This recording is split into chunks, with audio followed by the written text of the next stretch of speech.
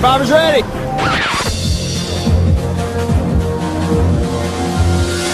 Direct from Hobart, it's time for you to hear those so-called experts from Survivor Oz talk about another reality show, despite the fact they always said they wouldn't ever talk about Survivor.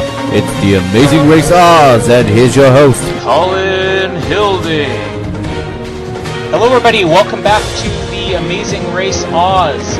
We're continuing our coverage of the third season of the Canadian edition. We're taking a quick break from our recaps to bring you our first interview for The Amazing Race Oz. First official interview on The Amazing Race Oz with past contestants. We have spoken to a few of them before, just in little side projects they were going through, but we have real contestants on here, and I'm very happy to have on our guests tonight, which were not only my favorite team in their season, the one that passed last year, season 2, but probably my favorite contestants across all 3 seasons of The Amazing Race. Maybe one of my favorite contestants from all seasons of The Amazing Race, all different countries version. We have Cormac and Nicole on the show today. Thanks so much for joining us. Thank you. Thanks for having us. Yes, thanks for having us. And what an introduction. Favorite team of maybe all Amazing Race team members. I'm honored. Easily, yeah.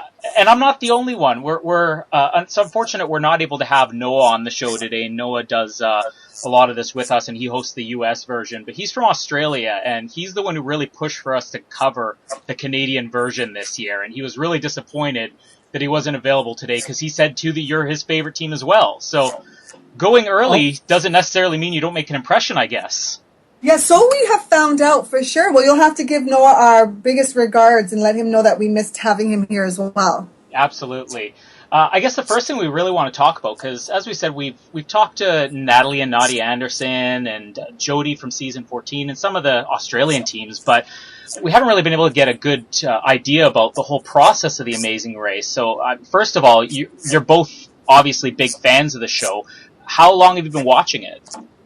We've actually been watching the show since the first U.S. season came out, back when I was 9 years old. 7. You were 7. Oh, 7 years old. Yes. 7. It's been many years. So we've watched basically every episode together, and the entire time it's been on. As soon as the Canadian season started, we knew that we wanted to be on the show. Well, actually, from the time Cormac was 7, from the first episode that we watched, he said, "Mommy, do you think we could do that?" And I was like, "Oh, sure, Cormac." Of course, thinking in my mind it would never come to Canada.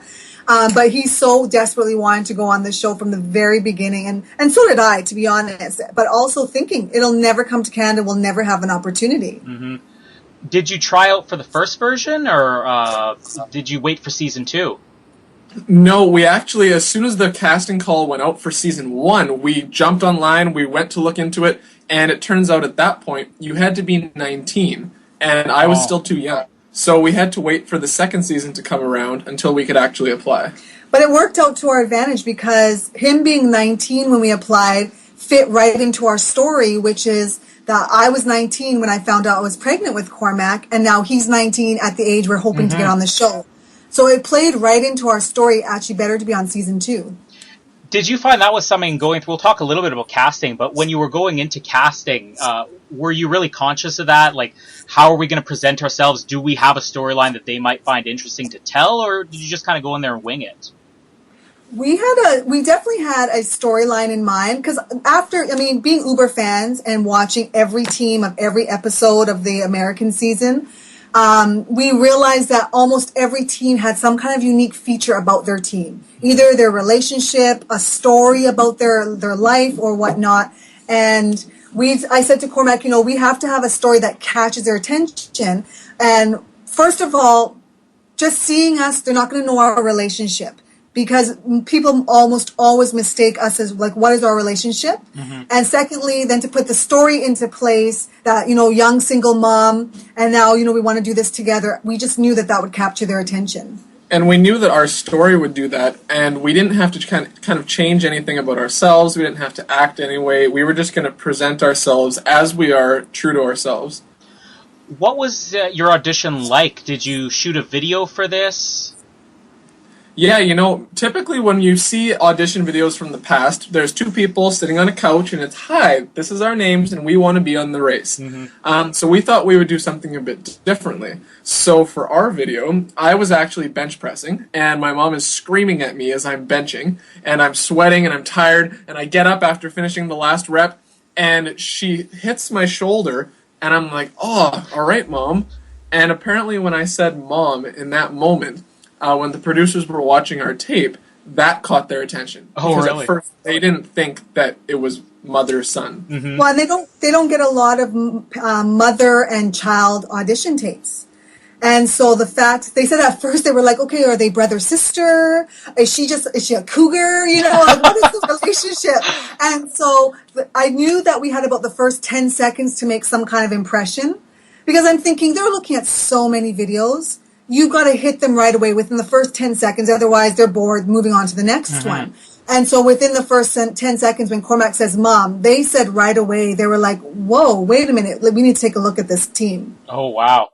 Yeah, I know that with the auditions, I always thought about that too, because with shows like Big Brother, I never really had an interest in going on that. Survivor, it was never going to come anyways. I always talked with my brother about whether I'd go on The Amazing Race or he would go on with me. And unfortunately, when they opened up casting, he wasn't available. I tried so hard to convince my wife to go on it with me. And we were coming back from our honeymoon in the Bahamas. And we were running through an airport. And the first thing I did was turn the camera on myself and started filming. I'm like, this is like on The Amazing Race. Maybe this will catch their attention. But of course, I could never convince her to go on the show. So one day, if she agrees to go on, I have a video in my pocket. Oh, you should so use it. And if you can have a little bit of a story to go along with it, or you know what, they love either dating or married couples because they want to see how you guys will relate to each other in those stressful situations. And so if you could even add a little bit of fire in there, you guys, I'm sure you'd be in the running to be on it for sure. What happened after you sent the audition in? Like, how long of a casting process was it for you? Well, the entire process took a number of months, actually, from the time that we placed the initial audition tape. And so we applied, put in our tape, and we heard back actually just right away a couple days later. And so we got a call back saying that we were going on to the next stage. So you go through a number of different stages, different written things, you have to do interviews and whatnot. You sign your life away, and yeah, you do interview because they want to see how you relate in person. They video you, and then they go back and they watch all the videos and really then narrow it down to which are the teams that they want. So, but it's a few months from beginning to end. And do you know, like, if you're getting down to, okay, well, do they tell you we're down to the final 20, or do you make the cut, or do they just keep putting you through this, then one day they spring it on you, you're on the show? Yes, they never tell you how many are left. So eventually, you just keep hoping, and you go to the next stage and the next, and then finally they say, yep, you're in. Wow. Yeah, you get this call out of nowhere that says, hi, we're just calling to let you know, like, are you still interested in being on the show? And you're like, of course I am. And then they're like, you and, your team member are going to be a team on the race. And it's just like, you can't believe it. It's, it's one of those moments where you just want to scream and jump up and down. And I find it interesting that this season they captured some of the reactions of the teams that made it. And I was like, that is excellent footage because you literally, you lose your mind realizing your dream is about to come true. I would have liked to have seen that because I think one of the things that stand out with you two when you were on the show was that maybe it was because you were huge fans that you reacted to everything. You got excited about I remember when you got the clue you're on your way to Hong Kong. Every other team's like Hong Kong, and you're like, yeah, Hong Kong, we're going to Hong Kong. Like, you have really good reactions. So they should. Honestly, every time that I ripped open an envelope, it was the dream coming true, and so every single ripped clue, I got excited. He truly was, literally excited. I only ripped one clue, and it was after I jumped out of the plane, and I was so shaky. I did it horribly. Cormac's like, Mom, I'll take care of the clues. And it was his joy to just rip open a clue. It didn't even matter to him what was coming next. Just let me handle the clue. It was so much fun. And you know what? We did truly, what you saw was us experiencing the race. We were in every moment, being conscious in the moment because this was our dream. And one of the main things that I learned on the race, it was after our first leg, and when we came to the pit stop, and the excitement of finishing a leg, and you hit that mat finally for the first time ever. And being on that mat, I realized, you know what? You have to stop and take in every moment that you're here, because who knows how long it's going to last, and it's truly a dream come true. And even when you hear John talking to you, it's like, no, like he's talking to us, like we're actually on the show. We're not watching this happen to somebody else. And so that was just huge, and it was just such an eye-opening experience and surreal. Because now when we watch the show, we're like, oh, we did that. Like that was us running to the mat and hearing John. And did you know going into the show who the host was going to be? Because obviously, I mean, people who are watching this, maybe from the United States or Australia, they don't realize what a huge deal John Montgomery is. And I guess especially for like me and you two being from Manitoba, an even bigger deal. Did you know he was the host? Yeah, we did know that John was the host. So we didn't know anything about him really, besides what everyone knows in Canada. But we did know that he would be the host. And meeting him, like he is so down to earth. He's really a Manitoban, true and true. Like it's just he's what I expected from him. Just this carefree, fun-loving guy that wants to explore and just really down to earth, right? Like he talks to everybody, and it's so easy to talk to him. So he doesn't really keep a distance, like, because I think everybody's impression of Phil Kagan from the American version is that he's there and then he's probably gone, like he doesn't have much involvement. Do you see John after you check in, or is he pretty much gone at that point? No, we have to stay a distance from him. Like they don't want any possibility of him developing relationships with the teams. So yeah, you check in and then you're kind of whisked away. And he's kept with his people, and the team members are taken away to where they need to go. There's not really any mingling, except maybe at the very end of the whole production, but that's about it. Nicole, you mentioned when you jumped out of the airplane. That's easily one of the highlights of the season, and I have a couple of questions about that, because when you're going into that challenge, you immediately said, that you weren't comfortable with it, but it wasn't a hesitation. And often we get these roadblocks and detours, and there's a very vague clue given, and people take on more than they're really prepared for. But obviously you're showing up at a place. Like, did you know before you agreed to do that, okay, I'm going to be jumping out of an airplane? We definitely knew that it was something to do with a plane, whether it be jumping out or maybe having to nosedive and do flips in a plane or a little tiny plane. Regardless, I wanted to do it because I've always wanted to jump out of a plane, but I'm terrified of heights and I'm claustrophobic, so small spaces are not really, I don't deal with them very well. But I said to Cormac, I want to do this. Like, please let me do this. I wanted to be able to face my challenges, which was one of the reasons why I wanted to go on the race. I've always been someone who faces my fears.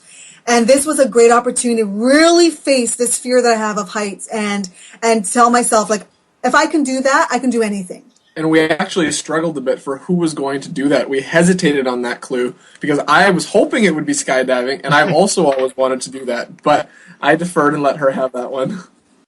Now, is there any conscious plan that you make going in when it comes to the roadblocks? Like, because there is a limit of how many you can do. Do they tell you what the limit is before you start?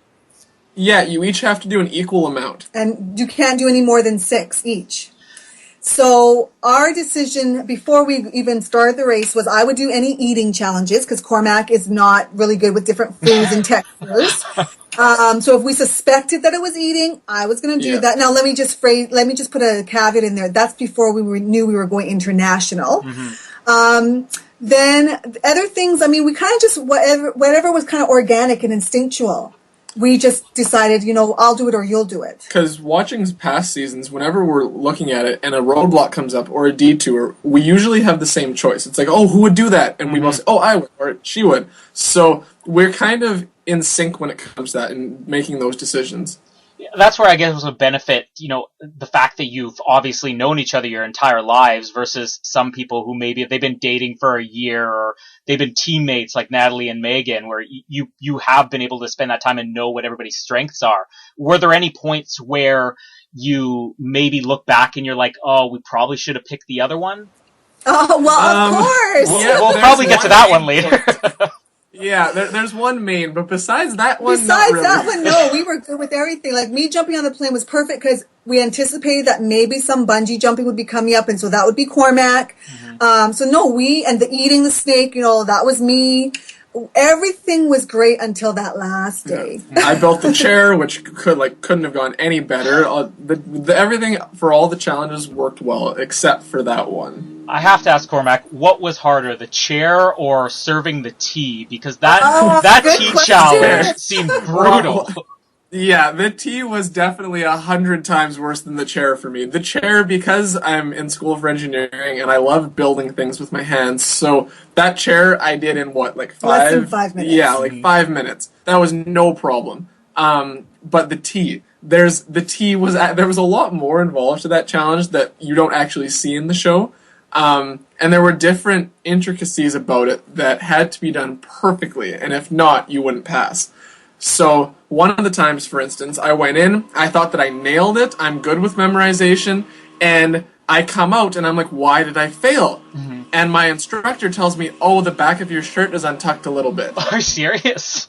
Yes. You had to be dressed, your uniform had to be perfect. And it turns out that my pants didn't fit so well, and so my button couldn't do up, and I got failed for different reasons with my clothes, and there were a lot of little technical issues, and so the memorization wasn't too bad. That was hard, because there were words that I'd never heard of. Mm-hmm. But besides that, yeah, there was a lot of details involved with that. That's something that I think, as fans of the show, I'm assuming you watched the blind dating season 26 of the US version. One of the complaints that we always had throughout the season was that it seemed like when you had these challenges that were being judged on the American version, they just get free passes, like as if these judges aren't really even being critical in any way. But the Canadian version, every week we're picking up on how hard these challenges are in comparison.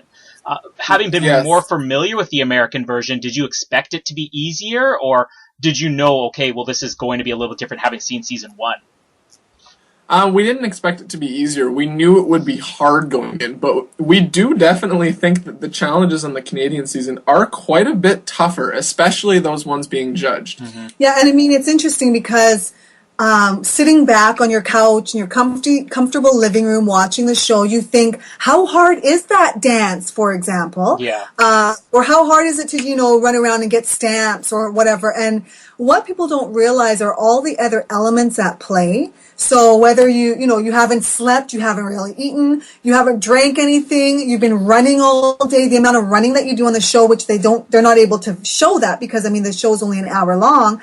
All those elements come into play and affect how you then perform. And those tasks where you're being judged, in your mind, you think, I just did it perfectly. And then when sometimes you're watching it playback on the show, you're realizing, oh no, I really did not do that great of a job, right? Mm-hmm. It definitely feels that the Canadian version is a lot more challenging than the American one, and we're proud of that, actually. It's pretty cool because you see a lot of the route infos, for instance, in the Canadian seasons. All the route infos have challenges, and sometimes those challenges are pretty intense, especially if you look at the past couple legs in season 3 of the Canadian version. Mm-hmm. The route marker challenges are tough versus other cases where it's just sending you somewhere. Yeah, in the American version, we find route markers are just sending you to another location just to get your next clue. In the Canadian version, it's no, you have to do a task. And not just like you have to taste this orange Julius, you have to identify 5 different orange Juliuses. Exactly. So yeah, very different we're finding than the American version. What did you find after the first 2 legs, knowing not just like with Shala and Nabila and Jen and Sean's eliminations, but knowing that they were eliminated because of like how grueling these challenges were? Did you know that's why they're eliminated, like because of the injuries and everything? And did that kind of intimidate you going forward? Well, the story kind of seeps through all the teams, and so you kind of hear it through the grapevine. So we knew that that's why they had been eliminated. And the entire time from the very start of the first leg, we felt like it was the Amazing Race Extreme. Mm-hmm. So we didn't necessarily feel intimidated, but we knew we were in for a tough ride. Well, and actually, before I jumped out of the plane, they didn't show it, but I lost it emotionally. I started crying and bawling like a baby. When Cormac walked away from the hangar where we were waiting to go up in the plane, it was that moment that I realized the show was real. I was like, oh my goodness, I'm going up in a plane and I'm going to jump out of a plane. I could never come back. Like there's a possibility that I'm watching Cormac walk away for the last time. What if something happens to me? And I totally lost it.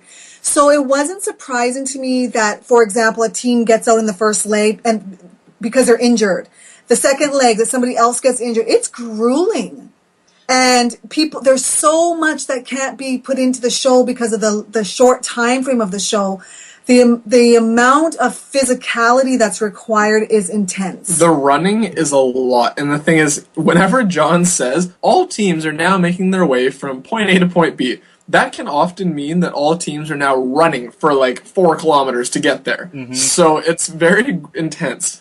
Yeah, I remember on the last season, the American version, like they had the Fitbit was obviously the sponsor of the season. And I had gotten a Fitbit around the same time, and I remember they checked their steps at the end of the day. It was like 4,000 steps, and I'm like, that's really not that much. But then you look at this season, the Canadian version, and obviously when Dana and Amanda had to run up that hill, and you're looking at it, it's a mountain. It's like, there's no getting out of this. Well, similarly, in the first leg, when we had to go to Esquimalt Base, we ran for like 45 minutes uphill just to get there from where we got dropped off at the boats. So none of that's shown in the episode, right? Mm-hmm. But you run that extreme amount of, like, you're running at a good pace with backpacks on, and then you have to right away get there and do challenges. Like, you are exhausted, and you don't even realize how exhausted you are in the moment. Did you know, obviously you mentioned earlier, you weren't really sure if you were leaving the country. Did you know, or at least have an idea beforehand that you were going to be going to Hong Kong or any of these other places? No, we honestly thought the race was going to be entirely in Canada. Like the first one. We were told we had to have our passports, and their rationale was in case we were flying over U.S. territory and we had to land, we'd have our passports. Now, I've traveled all throughout the States and whatnot and other parts of the world, and I thought, that's strange. Like, why would we be flying over the United States if we're just in Canada? That doesn't make any sense. But, you're just in this race world, and so you just believe it. And, like, when you question about it, they would also say, oh, well, in case you need a couple pieces of ID for something. And because it's really the only ID we had on us was our passport. Yeah, and as we found out this past week, you kind of need that in order to check in, even if you're within Canada. Yep, that's one of the rules on the race. If you don't have it with you, then John can't check you in. Yeah, and they would check your passport. Like, it was funny, after the second leg, they were so adamant about checking the passports. And, like, I was like, okay, this was a little bit different than the first leg, but they were so adamant. And it was then the third leg is when we find out we're going to Hong Kong. It was like, oh, that's why they want to make sure we all had them on our person and everything was okay. And that was intense when we found out we were going to Hong Kong, beyond what I could really imagine.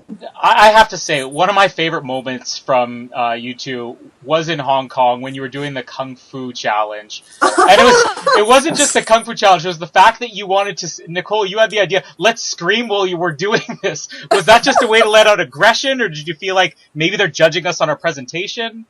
They were judging, like, they judged us, and I can't speak about the other teams, but for us, they judged us on our presentation because the master Kung Fu guy came over at one point and he hit a stick on the ground and he went, huh! And so I said, Cormac, let's scream, because I said, maybe we get into character. We need to get into the character of this. We'll get through it better. And honestly, I think it helped. It helped me anyways. Mm-hmm. Well, yeah, and I think he was trying to give us a clue that, you guys, you have to make this sound, do that every time you punch, when you kick and whatnot. So that's what we did. It helped me for sure. I felt like after I started yelling, like I felt like I was, embodying the spirit of some kind of Kung Fu master, and it was just coming through me. And that Challenges was one of our favorite, I think, because we breezed through it, and other teams were there forever. Mm-hmm. So the speed that we finished it, and we thought that we were right behind Natalie and Megan, so it was one of our favorites. When you were getting into character, did that help later on when you were making what is probably considered the worst Kung Fu movie of all time, when you're just running on the spot? Yeah, that definitely was just like, okay, do what we can to get through this. This is wasting time. Let's go. But yeah, definitely getting into character and just being like, because, you have a whole audience of people around you, and they're all watching and wondering what's going on, taking pictures and stuff like that. So I was just like, Cormac, let's just get into this. Like, just do it, like, really hard. And so, yeah, it definitely helped.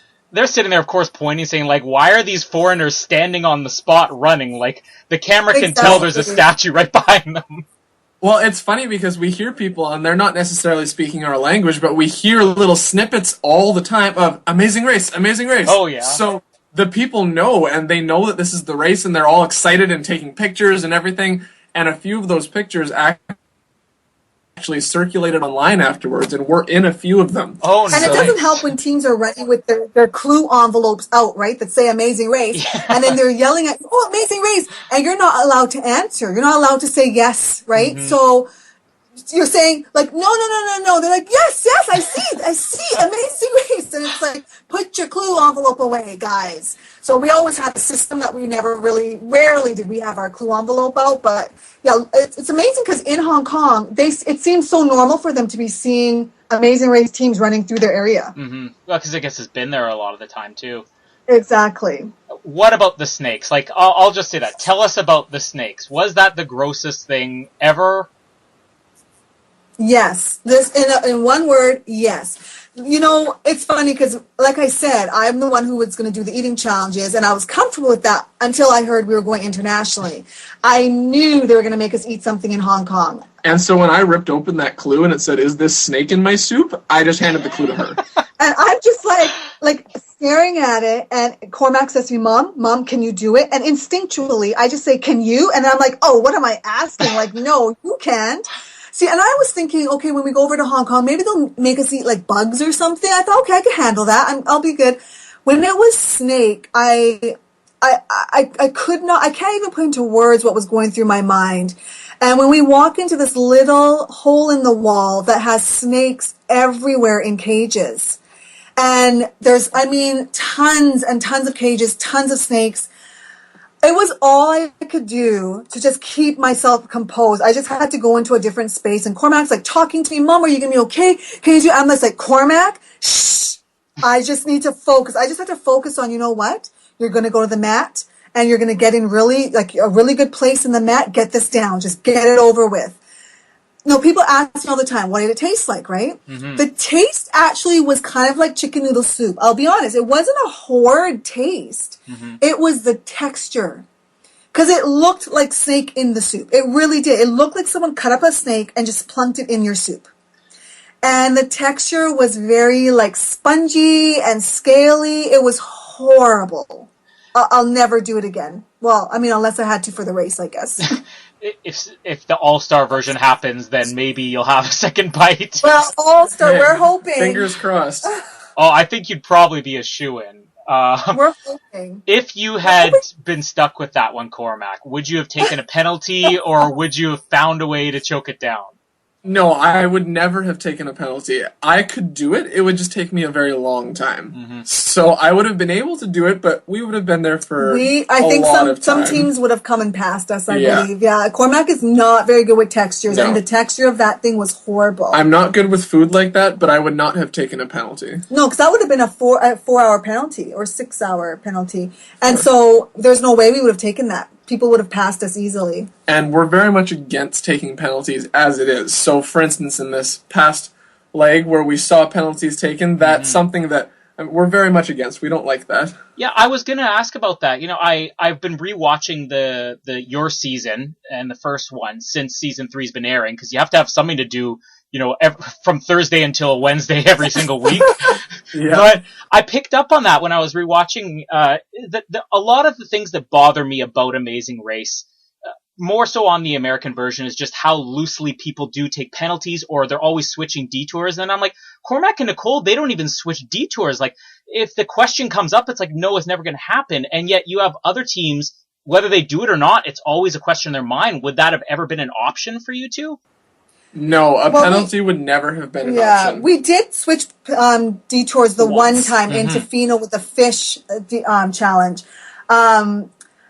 Taking penalties for us is just, it's failure in our mind. Like, it's quitting on the challenge. And so we would never want to quit or give up on a challenge. So now, I will say this. I'll go back to when Boston Rob was on the episode on Amazing Race. Mm-hmm. And when he was able to successfully convince every single team to take a challenge at this particular eating challenge, where they had to eat like 4 pounds of this meat or whatnot, that to me was the greatest play ever. Yeah, So in strategically. that case, would I have either been the one convincing everyone or participated in that? Maybe.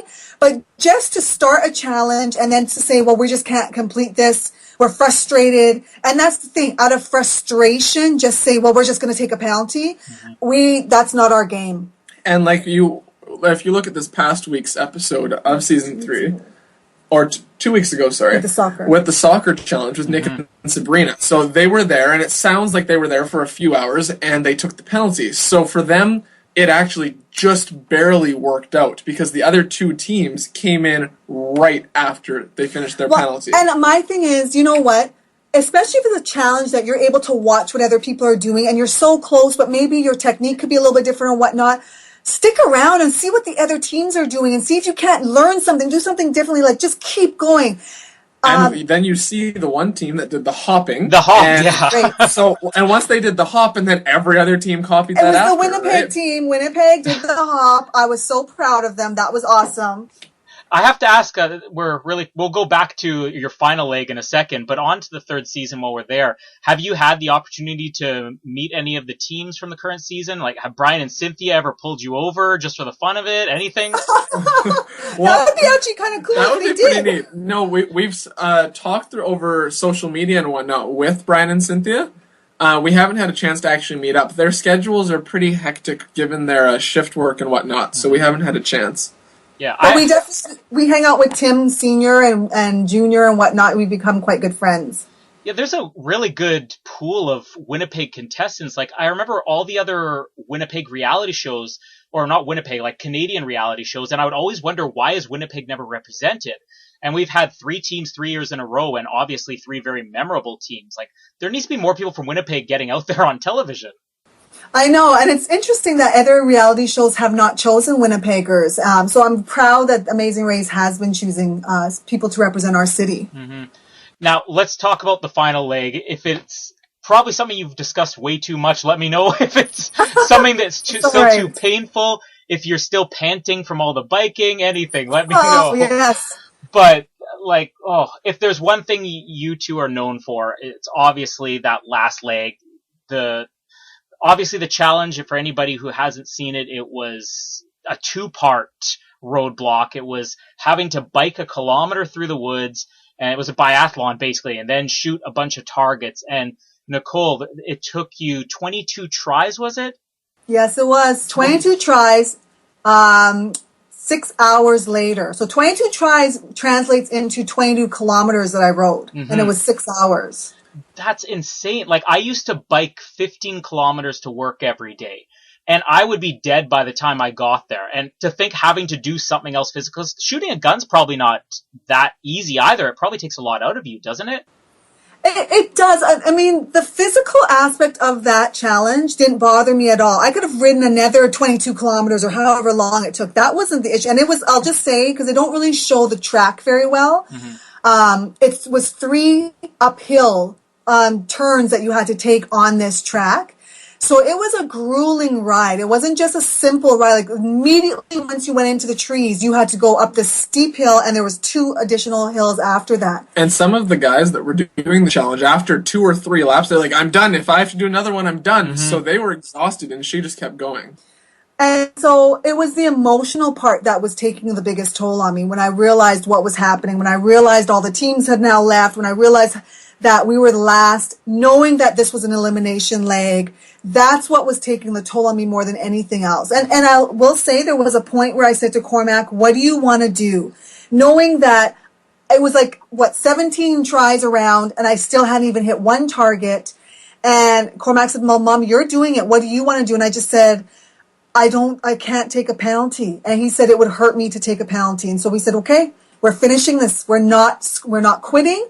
And I said, even if it gets dark, I guess they'll have to turn on some lights because I'm just going to keep going. And if I see John coming around the corner, I'm going to ride and not come back because he's not going to make me stop the challenge. And we don't see that on Amazing Race. And you trended on Twitter. Never Give Up Nicole trended on Twitter? Yes. Yeah. That was something so unexpected. We were shocked at the explosion of our elimination. Like, they said it was the most viewed elimination episode in all of Amazing Race history. And there were newspaper articles and titles and headlines and whatnot saying that it was the most heartbreaking episode ever on the race, and just all these different names that it was given that we didn't expect it to cause that much of a sensation. It was. So we feel like, Oh, I was going to say it was heartbreaking, but at the same time, I remember watching it and I was so disappointed. Of course, I'm rooting for my hometown team, and you guys were great in all the legs you were in, but at the same time, it's like a heroic moment too. Like, you don't get that disappointed coming out of it. and that's what people were telling us. They were just like, it was just this mix of emotions in watching us, because sad to see us go, but yet so proud of how we went out, and, never giving up and just supporting each other. Cormac being super supportive of me, and like, although we didn't win the race, we didn't win the prize, we feel like we won so much just from our elimination. Mm-hmm. And so many people who sent us messages and reached out to us to tell us how inspired they were by what we did.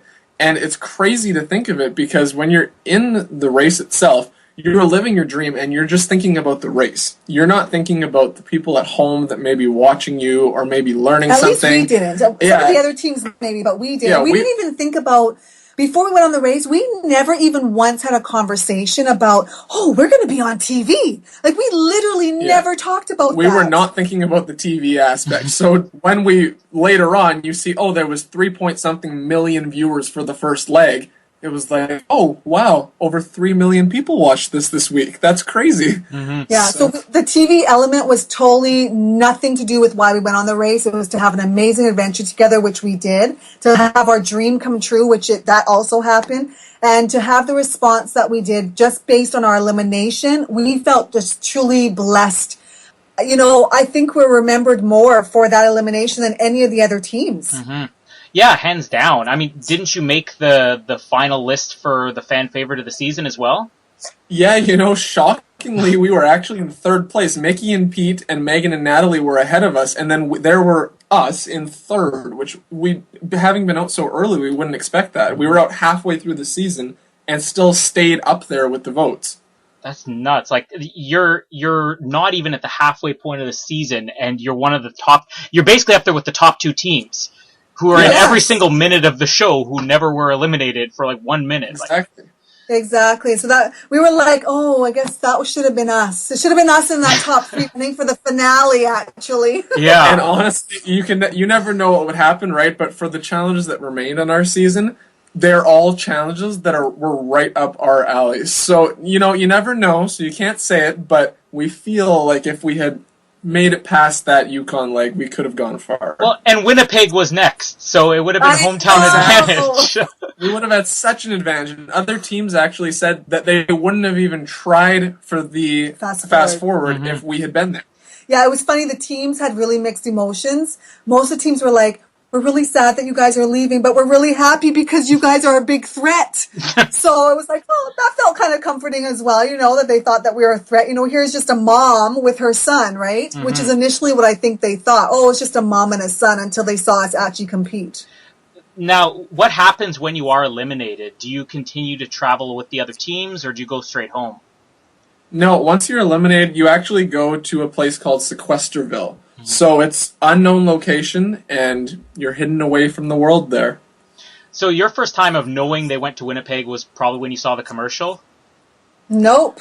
No, it's funny. I had actually planned out. See, I don't know what it is, some kind of inspiration of some kind, but I had an idea of where the rest of the race was going. So I had a list down of the different cities I thought it was going and the challenges at the different places. And we also pegged where the finale was going to be. Yeah, so I thought that from the Yukon it was going to go to Winnipeg, and then from Winnipeg I thought it was going to go over to France. I don't know why, but that's what I thought. And then from France I thought it was going to come back and hit the East Coast and then finish in Ottawa. So the irony of this is, the following morning before we head out to the airport, from the Yukon, we're sitting down with one of the producers, and Cormac actually lays out to him what he thinks is about to happen on the show. And the producer is basically like, he holds his breath and is like, oh my goodness, well, I guess anything could happen. He didn't want to confirm or deny. He's like, we could be going anywhere in the world. You never know. But he was he was utterly shocked. Like, we saw the shock on his face that Cormac had it pegged what was going to be happening. And I have to assume, because anybody from Winnipeg watching the preview just for the next episode, like, I burst out laughing as soon as I saw the part in the TV spot where the train had the team stop. Yeah. If you live in Winnipeg, you know there's about 3 places where that's probably occurring when you're seeing that where you scene. need to avoid if you're in a race. That was so hilarious. We were at our viewing party that week, actually, and we when the train came up, everyone just was like clapping and cheering, like, yes, that some of the teams got hit with the Winnipeg train. Yeah. You probably would have been able to avoid that. You at least would have, go around. Well, it's funny. There were teams that were going from the MTS Center to Whiskey Dicks, and they were running and lost for an hour and going to travel agencies. We're trying to take the taxi. Yeah. Take a taxi to all these different places. When that's literally just a little quick 10-minute jog. Yeah, it's like 3 blocks or something. I was thinking exactly. So we definitely would have had a huge advantage. What have you been able to do post-race? Like, what are you 2 up to now?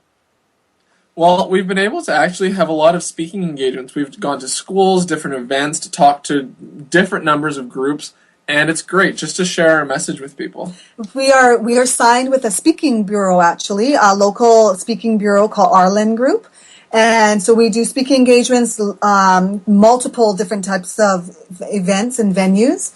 And we're also sponsored by Skechers now. So we do Skechers Canada sponsored events. And there's been so many different opportunities open to us. Like, we've been on the radio a whole bunch of times. We're really connected with Energy 106, doing all different sorts of events in the community, fundraisers. It's been fun. Mm-hmm. And going forward, do you have any big events coming up you want to talk about, or? Well, we're actually using our free trip that we were given. See, surprisingly, usually the trips from the race are given to teams that come in first. Mm-hmm. But it turns out that the Yukon thought that we so much embodied the heart and grit and determination of their city and the Whitehorse and whatnot, that they gave us a trip to come back to the Yukon. So we're actually going back later in August. Wow. And we get to go to the biathlon track, and we get to do it all over again. So I'm going to get to go try, and if I am able to shoot it first try, I'm just going to sit there and cry. We're looking forward to that. That's going to be an awesome trip, and we get to get some of it on film and whatnot and promote it, and the Yukon is promoting it as part of their tourism. And we're doing this huge backwoods adventure where we're going whitewater rafting, and we're going back into the heart of the Yukon, basically, and it's going to be great. Oh, I can't wait to see some of those things. Yeah, but coming up this Sunday, actually, we have an event sponsored by Skechers Canada called Fit and Fabulous at 40 Plus for women who are 40 and over who want to jumpstart their fitness routine and just their different lifestyle of being fit and fabulous at Bunns Creek Park on McIver Avenue from 2 to 3 o'clock. And we're just come out. We have fitness instructors that will be there, and we have individuals showing workout gear and just trying to help women who are over 40 feel like, hey, you know what? We can be fit and fabulous too. Yeah, it's good to have the local teams finally. This is what I love about having Winnipeg teams, is that there's stuff that I can go to now. I mean, obviously I'm not going to Fit and Fabulous 40 for women or whatever, but I'm sure there'll be other things that I could attend. Yeah, Absolutely. Exactly. And, we love, like, for instance, this past fall around Halloween, we held a food drive event where we went around collecting food from the community and whatnot, and it's great to be able to use this bit of influence that we have to help people out. I remember being ready to go to that. It was the same day as Comic-Con, which I'll say I go to Comic-Con every year. So I was ready to go. I had told everybody at Comic-Con, I'm like, all right, once we're done at Comic-Con, we're basically driving straight there to meet Cormac and Nicole. And then by the time it was over, I was so tired. I'm like, come on. And nobody else would go along, but maybe don't worry. Maybe this year we'll do something again. Have to do it this year. And obviously we're hoping to have you back on throughout the season to maybe join us for a recap and talk to us about how you're enjoying the current season and who some of your favorite teams are, least favorite teams. Definitely. Yeah, how you might have done better on a certain leg. Yeah. Yeah. And, if anyone wants to keep up with anything, we have our page, Team Cormac and Nicole, on Facebook, as well as on Twitter. My handle is @CormacT7. And mine is Foster Nikki. It's NIKI 911. Mm-hmm. And do you just want to give us a bit of a tease? Like, who's your favorite team so far this year? Okay, well, this is what I'll say. I'll tell you this. From leg 1, the very start, so this is without really knowing anything, I made 3 picks for who I think is going to be the winners of this season. And so this is without any information. So now my ideas have changed, but my 3 picks from the start were the Cops from out east. Mm-hmm. We had Gino and Jesse, and we also had Nick and Sabrina. I think those are the same. I know at least the first 2 are the same ones that I predicted. We do our preseason picks. So yeah. I'm right on. But of course, you have more success because you predicted every leg that you didn't even run on the Amazing Race. Well, but hey, Dana and Amanda have been eliminated though. So of my 3 teams that I chose, 2 of them one of them is gone. Mm-hmm. So, but those were my 3 picks without knowing anything really. So, and I have to say, I'm just biased to the parent-child relationship. So, either one of the parent-child teams I'd be really happy with. Mm-hmm. And of course, we root for our Winnipeg team as well. Yeah. Cynthia and Brian came in second again, so we're hoping for them. And they're hilarious. Like, we didn't expect them preseason to be that exciting, but they have such a bizarre sense of humor. It just makes you laugh. Everything they say is so funny. Yeah, definitely. We're behind them all the way. We would love to see them in the finale and win this thing. Just before we go, do you have a favorite season and favorite team from like the history of the Amazing Race? Yes, we actually have, there are idols. Our team that we look at is Margie and Luke. Oh, really? Joe, yes. Margie and Luke, from the very first season that they were on, when they came and went to the very last leg and almost won, they were a huge inspiration for us, and their story in itself is amazing as well. I mean, we're probably a little biased, right? Because it's a mother, son, and similar to us. We just really liked their perseverance and their never give up spirit as well, and that was just an inspiration. And it's pretty cool because in all of the North American versions of The Amazing Race, us and them are 2 of only 3 mother-sons to ever do the show. Yeah, and Cormac and I are the youngest, so we're proud of that. Yeah. And if there's an all-star version that crosses over from all the different countries, then we have an alliance that was just born here. Margie and Luke and Cormac and Nicole. Exactly. Yes. Right? We're actually hoping for something like that. We think that would be a great show for different countries to be competing against each other. Well, I love how New Zealand and Australia did that just recently. Did their New Zealand versus Australia, and that was great. So, hey, maybe we'll get a US versus Canada. Yeah, well, hey, and we know which one's going to win because which country has had the harder Amazing Race. It's not the American version. American version is a glorified dating show. Thank you, Canada all the way. Come on, we're more hardcore. Thanks so much for being on the show again. We hope to have you back on for a recap, and pretty much anytime you want to come on the show, anytime, just let us know, and we'll pop you into any recap, any episode you want. Thanks thank you so much for having us. Thanks, Colin. It's been a pleasure. And that was Cormac and Nicole Foster from Season 2 of The Amazing Race Canada.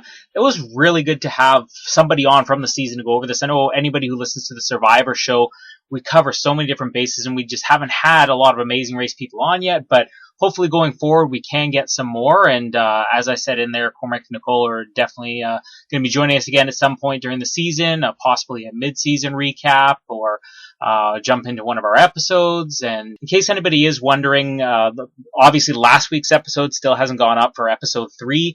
There has been some mix-up. First of all, as most people do know by now, our server was down for, a week, 2 weeks, a month, something like that. But there was a little bit of a mix-up with our episode 3 recap. We're hoping to have both episode 3 and 4 done for you, hopefully by the time this episode goes up, or maybe a day or 2 after. So keep following us throughout the season. Like us on Facebook, follow us on Twitter.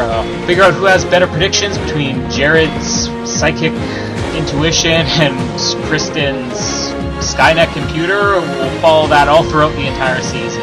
And until next time, we will speak to you on the trains in some random intersection in Winnipeg.